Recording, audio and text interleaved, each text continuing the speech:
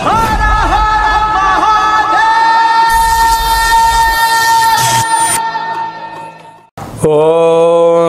నమః శివాయ. ఓం నమో నారాయణాయ. ఓం శ్రీ స్వర్ణాకర్షణ కాల భైరవాయ నమో నమః. ఓం శ్రీ నరదృష్టి నివారణ కాల భైరవాయ నమో నమః. ఓం కాళకాలాయ విద్మహే కాళాతీతాయ ధీమహి తన్నో శ్రీ స్వర్ణాకర్షణ కాళభైరవ ప్రచోదయాతు. మా ఛానల్కి స్వాగతం. చూస్తున్న వీక్షకులకు ప్రేక్షకులకు ప్రియ కాళభైరవ భగవద్బంధులకి స్వాగతం పలుకుతూ మమ్మల్ని ఎంతగానో ఆదరిస్తూ ఉండబడినటువంటి ప్రియ సోదర సోదరీమణులకు అందరికీ సనాతన హిందూ ధర్మ పరిరక్షకులకు సంరక్షకులకు జ్యోతిష అభిమానులకు స్వాగతం పలుకుతూ నూతన ఆంగ్ల సంవత్సరం ప్రారంభం అయిన తర్వాత జనవరి నెలలో ద్వితీయార్థంలో అనగా 16వ తారీఖు నుండి 1/2024 31/1/2024 వరకు పుట్టినటువంటి వారందరికీ కూడా ముందస్తుగా జన్మదిన శుభాకాంక్షలు. గతంలో వివాహం చేసుకున్న వారికి వివాహ వార్షికోత్సవ శుభాకాంక్షలు.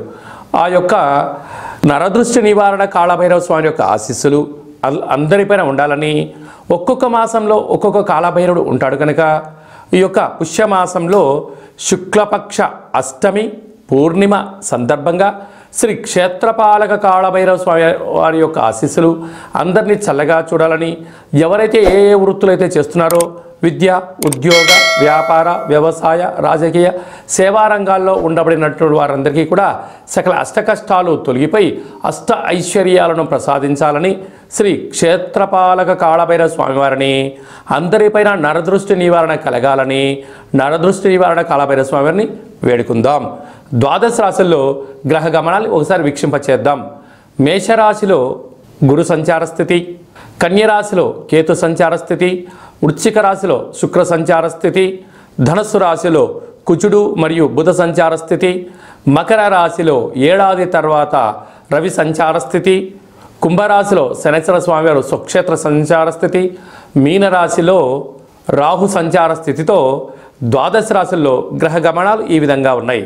19వ తారీఖున శుక్ర భగవానుడు ధనుసు రాశిలోకి సంచార స్థితి ఈ విధంగా ఉంది.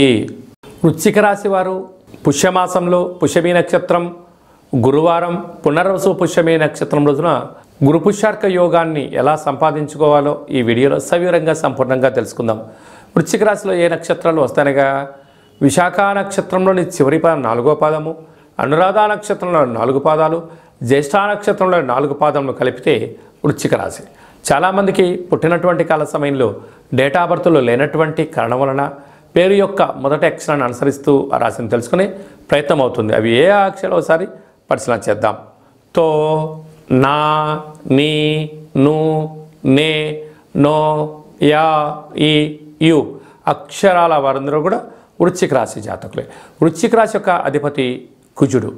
ఈ పుష్యమాసంలో పూర్ణిమ పునర్వసు పుష్యమి నక్షత్రము గురువారం రోజు రావడం వలన ఒక ఎరుపు రంగు క్లాతులో కందులను, పసుపు రంగు క్లాతులో శనగపప్పును రెండింటిని మూటకట్టి మీ మనసులో ఉండబడిన కోరికను ఆ చీటీ రాసి వేసి తెల్ల జిల్లెడు యొక్క వృక్షానికి ముడుపు కట్టగలిగినట్లయితే గృహ సమస్యలు, రోగ సమస్యలు, శత్రు సమస్యలు, అర్ధాస్తమ శని సంచార స్థితి దోషాలు తొలగిపోయి మృత్యు, అపమృత్యు, అనారోగ్య దోషాలకు మీరు ఫుల్ స్టాప్ పెట్టగలరు అని చెప్పి గమనించగలగాలి.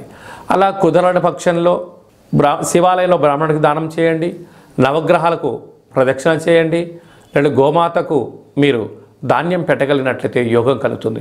ఇంకొంచెం శక్తి కలిగి ఎక్కడో చోట వృక్షాన్ని చూసి ఆ తెల్ల జిల్లెడ యొక్క వృక్షాన్ని తీసుకొచ్చి ఇంట్లో పెట్టుకున్నట్లయితే అర్ధాస్తమ తీవ్ర దోషాలు తొలగిపోయి మనకు ఉండబడిన కర్మలు తొలగిపోయి మీకు రాబోయేటువంటి 7 తరాల వారికి సువర్ణపు అధ్యాయానికి మీరే కేంద్రబిందు అవుతారు అని చెప్పి గమనించాలి. అలాగనే వీరికి రాశిలోనే శుక్రుడు ఉండడం వలన విలాసవంతమైన వస్తువులు, దూరవాయు జల ప్రయాణాలు చేయాలని కోరిక నెరవేరబోతుంది. అలాగా కుజదోష ప్రభావం కారణం వలన అక్కడే బుధుడు కారణం వలన అప్పులు ఇచ్చి పుచ్చుకోవద్దు. ఉండబడినటువంటి మీ దగ్గర ధనాన్ని సమయాన్ని సద్వినియోగపరచుకోగలిగితే మీకు రుణ సమస్యలు రోగ సమస్యలు రాబోయే కాలంలో స్థిరాస్తులు పోగొట్టుకోకుండా కాపాడుకునే మానవ ప్రయత్నం అవుతుంది. అలాగే తృతీయంలో రవి సంచార స్థితి ఉండడం వల్ల తల్లిదండ్రుల మాట వినండి, గురువుల యొక్క మాట వినండి. ఏదైనా ఒక పని చేసేటప్పుడు స్వతగా తెలుసుకొని చేయండి. తెలియకపోతే అలాంటి పనులు చేయకపోవడం వలన ధనం నిల్వ ఉంటుంది, సమయం ఆరోగ్యాన్ని కాపాడుకునే ప్రయత్నం అవుతుంది. అర్ధాష్టమ శని కారణం వలన మీ జన్మ నక్షత్రం రోజున పూర్ణిమ అష్టమి తిథి అందున పంచభూతాలతో నిప్పుతో నీటితో చెలగాటం ఆడవద్దు. బ్యాంకు లావాదేవీలలో ఎంతో జాగ్రత్త అవసరమని చెప్పి గమనించాలి. సంతాన స్థానంలో రాహు సంచార స్థితి ఉండడం వలన నూతనంగా వివాహం వారికి సంతాన యోగం, పిల్లల యొక్క చదువులు పిల్లల యొక్క అభివృద్ధిలో విజయం మీ సొంతమవుతుంది. 6వ స్థానంలో గురు సంచార స్థితి ఉండడం వలన రుణభయం, రోగభయం, శత్రుభయాలు పొంచి ఉన్నాయి కనుక ఉండబడిన వాటిలో తృప్తి చెందుతూ ఆనందకర జీవితానికి స్వాగతం పలకండి. లాభస్థానంలో కేతు సంచార స్థితి ఉండడం వల్ల మీ ఓపిక, మీ పట్టుదల, మీ ముందు చూపే మీ విజయానికి లక్ష్యం అని చెప్పి గుర్తుపెట్టుకోగలి. స్వయం వృత్తులు, సేవారంగాలు, హోటలు, రియల్ ఎస్టేట్ వ్యాపారాలు వారందరికీ చాలా మంచి కాలము అని చెప్పి గమనించాలి. 2024వ సంవత్సరంలో జనవరి నెలలో ద్వితీయార్థం అనగా 16వ తారీఖు నుండి 31వ తారీఖు వరకు ముఖ్యమైనటువంటి పండుగల గురించి క్లుప్తంగా సవివరంగా సంపూర్ణంగా తెలుసుకుందాం. మనకు 18వ తారీఖున శుక్లపక్ష అష్టమి సందర్భంగా శ్రీ క్షేత్రపాలక కాళభైరవ స్వామివారిని, అలాగే 26వ తారీఖున పుష్యమాస పూర్ణిమ పునర్వసు నక్షత్రము పుష్యమీ నక్షత్రము రావడం వలన గురువారం రోజు పుష్యమీ నక్షత్రం రావడం వలన గురు పుష్యార్క యోగము అంటారు. అర్కము అనగా తెల్ల జిల్లేడు యొక్క వృక్షము కనుక ఆంగ్ల సంవత్సరంలో ప్రారంభ దశలో ద్వితీయార్థంలో ఉన్నాం కనుక మనమందరము కూడా తెల్ల జిల్లేడు వినాయకుడి దగ్గర శ్వేతార్క గణపతి స్వామి దగ్గర దీపాన్ని వెలిగించడం వలన ఈ సంవత్సరం అంతా కూడా సకల అష్ట కష్టాలు తొలగిపోతాయని చెప్పి గమనించాలి. అలాగనే ఈ మనకు 2 గురువారాలు కానీ పూర్ణిమ రోజు గురువారం రోజు కానీ ఒక పసుపు రంగు క్లాత్లో కానీ టవల్లో కానీ శనగపప్పును బాగా ఉడకబెట్టి లేక నానబెట్టి అందులో మూట కట్టి ఒక 3 ఒత్తులను ఆముదంలో కానీ కొబ్బరి నూనెలో కానీ నానబెట్టి ఇంటి యజమానికి, వాహనాలకు, ఫ్యాక్టరీలకు దిష్టి తీసి బయట వేయడం వలన నరదృష్టి, శత్రు ప్రభావాలు తొలగి గురు యోగ్యత కలిగి విద్య, ఉద్యోగ, వివాహ, సంతాన, రాజకీయ, సేవారంగ కార్యక్రమాలు, రాజకీయ రంగ కార్యక్రమంలో అద్భుతమైన గురు యోగ్యత కారణం చేత మీకు రాజసన్మానం జరుగుతుందని చెప్పి గమనించాలి. మనం ఇంకనూ జనవరి నెలలో ద్వితీయార్థంలో అద్భుతమైన విజయాలు సాధించగలగాలి అన్నట్లయితే ఈ యొక్క పాత్ర కంచు పాత్ర, ఈ యొక్క పాత్రలో మనం 12 రాసులను అచ్చు వేయడం జరుగుతుంది. ఈ యొక్క పాత్రను మనం రోజు ఇంట్లో ఉదయం పూజ చేసిన తర్వాత లేకపోతే సాయంత్రం పూట దీపం అగరబత్తులు వెలిగించిన తర్వాత ఈ పాత్రను ఇలా ఎడమ చేతిలో పట్టుకొని కుడి చేతిలో ఈ యొక్క కర్ర సహాయం తీసుకొని మనసులో మీరు 3 సార్లు ఓం కాలభైరవాయ నమః లేకపోతే ఓం నరదృష్టి నివారణ కాలభైరవాయ నమః అనగా నరుడి యొక్క దృష్టికి నల్లటి నాపర ఎలా బద్దలైపోతుంటుందో దృష్టి దోషం కారణం చేత విద్యార్థులు చదువులో రాణించలేకపోవడం, అనారోగ్యం దరిచేయడం, నిద్రలేని రాత్రులు గడపడం, ఉద్యోగంలో సక్సెస్ లేకపోవడం, వ్యాపారాల్లో జన ఆకర్షణ లేకపోవడం, సంపాదించిన ధనము నిల్వ ఉండకపోవడం, పోలీస్ స్టేషన్లు, కోర్టు, గొడవలు అనేక రకాల సతమతయ్యే పరిస్థితి ఉంటుంది. అలాగా మనము ప్రతిరోజు సూర్యోదయం నుంచి సూర్యాస్తమయం వరకు నిత్యము మనం ఏదో పనులు చేస్తూ ఉంటాం. అలాగా వ్యాపారాలు కానీ, నూతన వస్త్రాలు కానీ, బంగారు ఆభరణాలు కానీ, కొత్త కార్లలో తిరిగినప్పుడు అనేక మంది చూపుల యొక్క ప్రభావం మన పైన ఉంటుంది. అలాంటి ప్రభావాన్ని ఏ రోజుకు ఆ రోజు మనం తొలగించుకోగలగాలి అన్నట్లయితే ఈ యొక్క కాళభైరవ స్వామి వారి యొక్క అక్షయ పాత్రను గృహంలో ఉంచుకొని ఇలాగా శబ్దం చేసి ఇలా చిన్నగా మనసులో 3 సార్లు